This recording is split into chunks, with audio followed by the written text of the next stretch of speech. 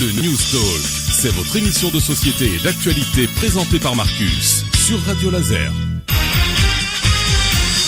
11h29 sur Radio Laser, c'est maintenant l'heure du grand zoom dans lequel nous allons parler de la confidentialité des données.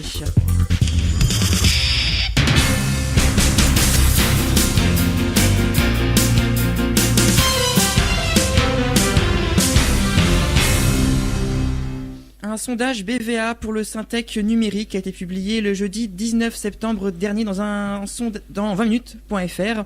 D'après ce sondage, donc, une forte majorité de Français ne croient pas en la confidentialité des données personnelles sur Internet, mais ne sont pas pour autant prêts à modifier leurs habitudes. 80% des Français estiment que la confidentialité de leurs données personnelles sur Internet n'est pas correctement assurée, contre 20% qui pensent l'inverse. D'après ce sondage, les auteurs de cette étude, les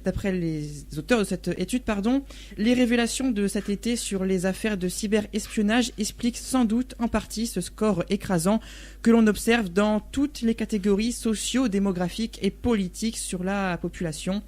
Cependant, les personnes interrogées sont 70% à dire qu'ils ne comptent pas modifier leur façon de communiquer avec les outils numériques, contre 30% à penser changer leur manière de le faire. La même étude montre que les Français, dans leur écrasante majorité, trouvent normal que des gouvernements puissent surveiller les communications en ligne pour éviter d'éventuelles attaques terroristes.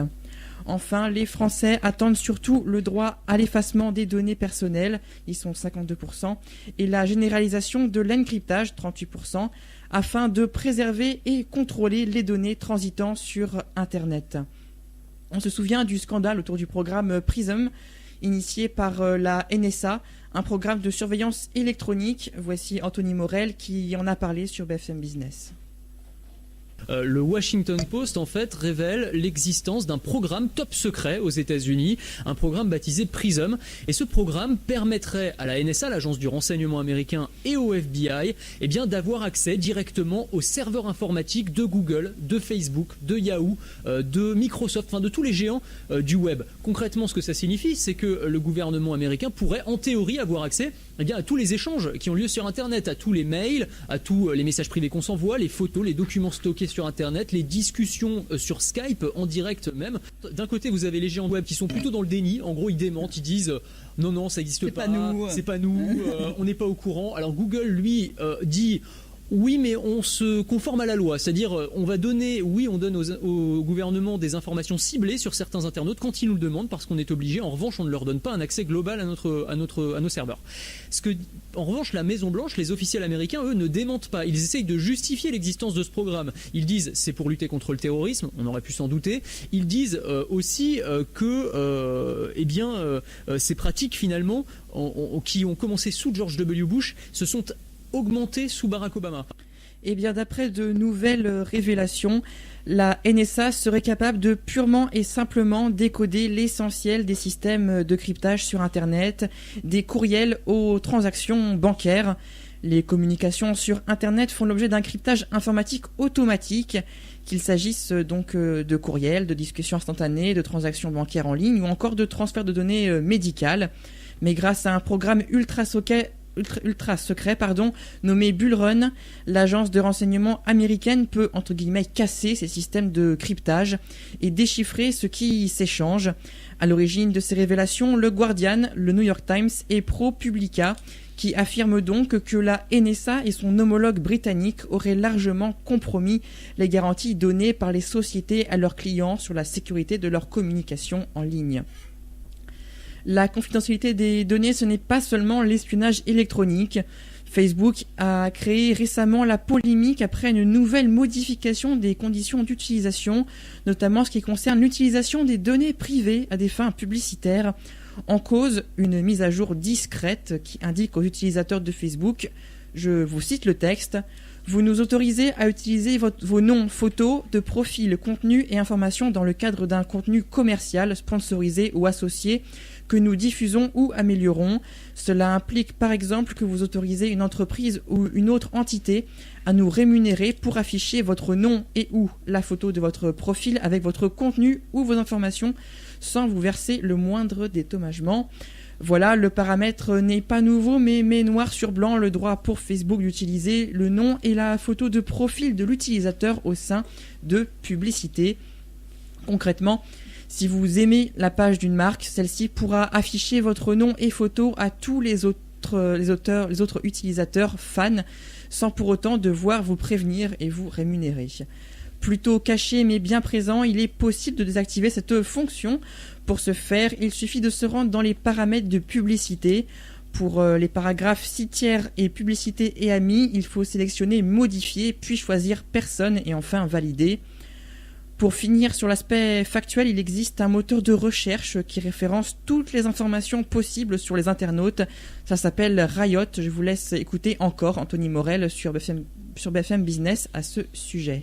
L'existence, Anthony, d'un moteur de recherche qui sait tout sur tout le monde. C'est rassurant. Oui, c'est ça. Alors, je l'avais déjà évoqué celui-là, mais alors, on est vraiment dans cette thématique-là. Il s'appelle Riot. Il a été fait par Raytheon, c'est une entreprise de défense américaine.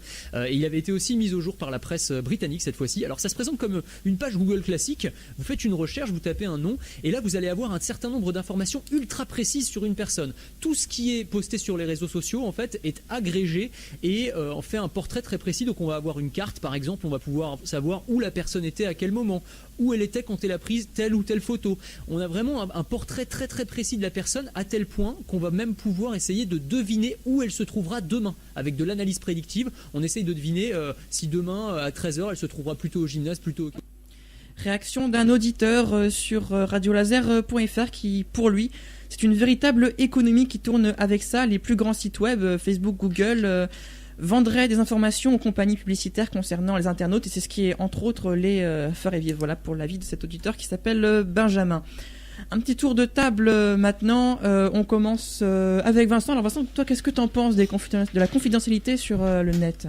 Le problème avec ça c'est que on voit tout ce qu'on fait par exemple sur les réseaux sociaux et tout ça, et du coup en cliquant par exemple sur j'accepte les conditions, on lit pas vraiment, on clique et voilà, on sait pas vraiment à quoi on s'attend au final, et comme tu l'as dit tout à l'heure, on peut se retrouver dans une publicité alors qu'on n'est même pas rémunéré. Et ça, par contre, je trouve ça pas vraiment, pas voilà.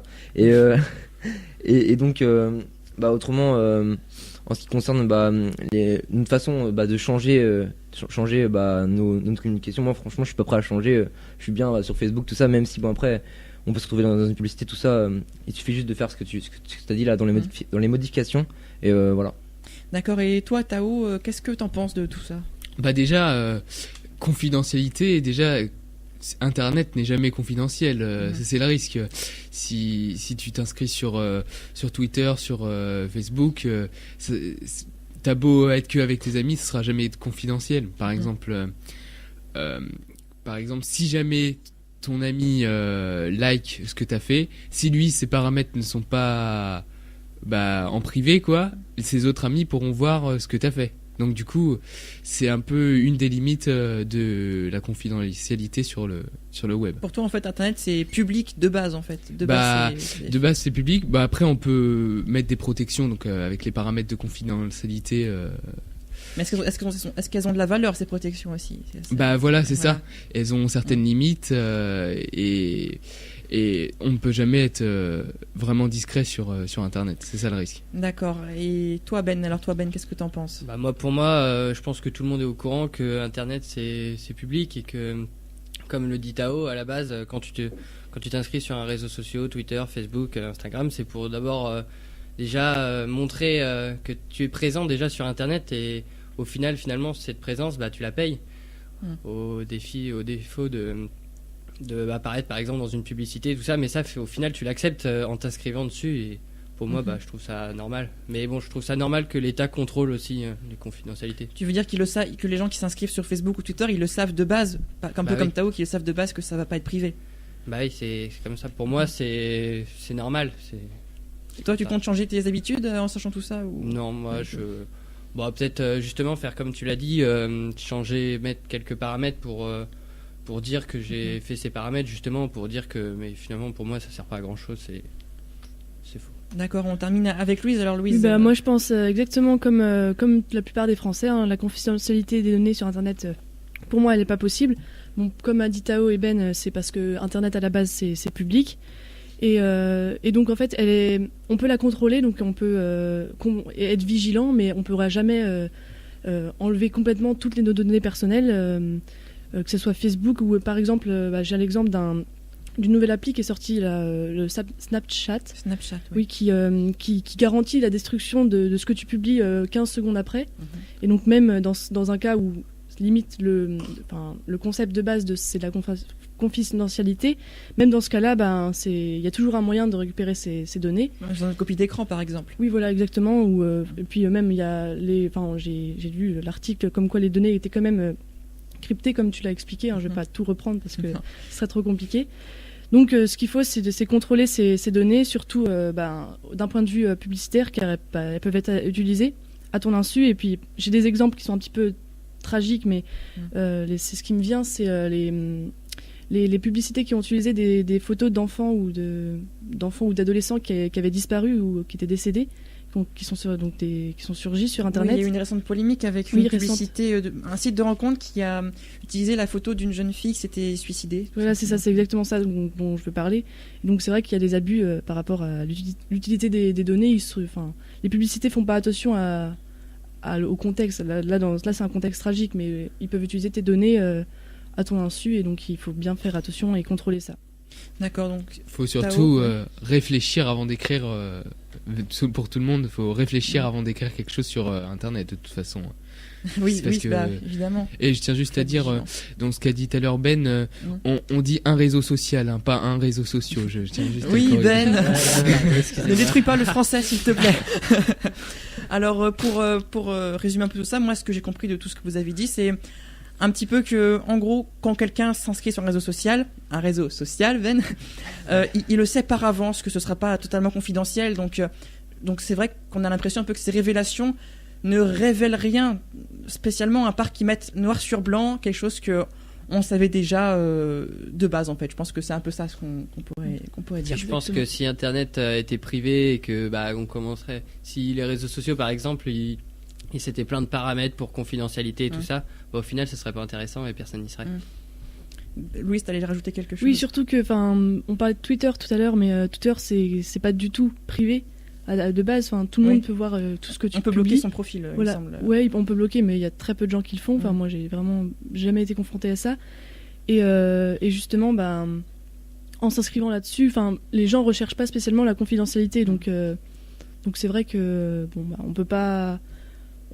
Même s'il faut contrôler, on peut pas après se plaindre si jamais on a été, on a utilisé une donnée à son insu, si on n'a pas fait le nécessaire pour essayer de contrôler, ou au moins de pas s'inscrire à des trucs comme ça si on veut pas que les gens voient ce qu'on publie, quoi. Enfin là, on a parlé des réseaux sociaux, mais il faut savoir qu'il y a aussi les virements bancaires sur Internet. Par exemple, il y a PayPal, il y a les achats. Grâce à tout ça, là, ça devient un peu plus compliqué parce qu'il y a un certain danger vis-à-vis de nos coordonnées bancaires. Quand même, je pense que là, ça devient un peu plus compliqué. On parle de cryptage de données, tout ça, mais bon, concrètement, faites attention, soyez vigilants. Et puis, maintenant que c'est noir sur blanc, vous pouvez pas dire que vous n'étiez pas prévenu vis-à-vis de cette confidentialité relative sur Internet. Voilà, donc pour ce grand zoom, vous pouvez toujours réagir à ce grand zoom.